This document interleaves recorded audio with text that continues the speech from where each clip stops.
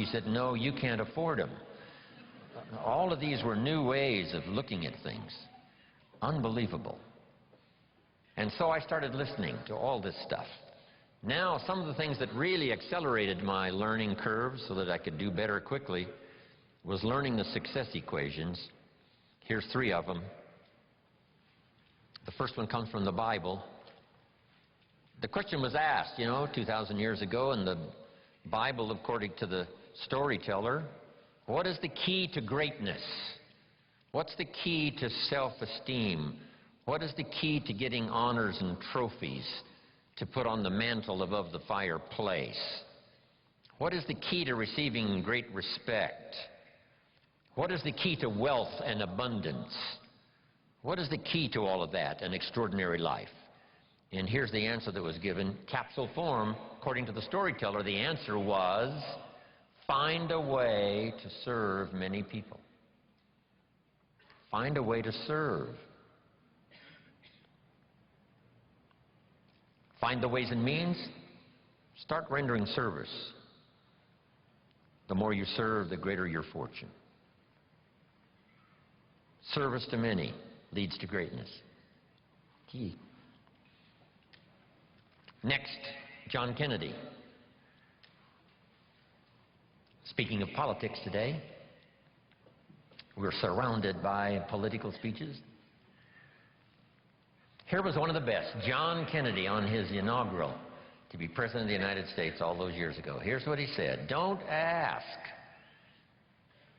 Wow, don't we wish that was the current political philosophy? Where is John Kennedy? Where is he? John said, don't ask what the country can do for you. Ignore these promises of what everyone's saying, what the country can do for you. He said, don't ask what the country can do for you, but ask what? What could I do for my country? See, that's the whole turnaround in philosophical thinking. By asking, you receive so little.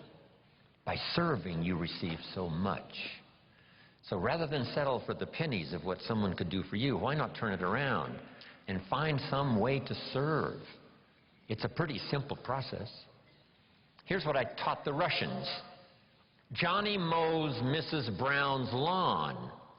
She pays $3.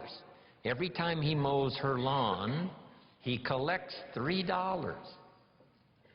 Thinking in terms of what could I do for my country? Surely Mrs. Brown is one of the members of the country. So he mows her lawn and collects $3 and starts what we call an income and a career. Now what's next?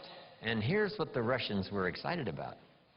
What if Johnny gets Pete to mow Mrs. Brown's lawn?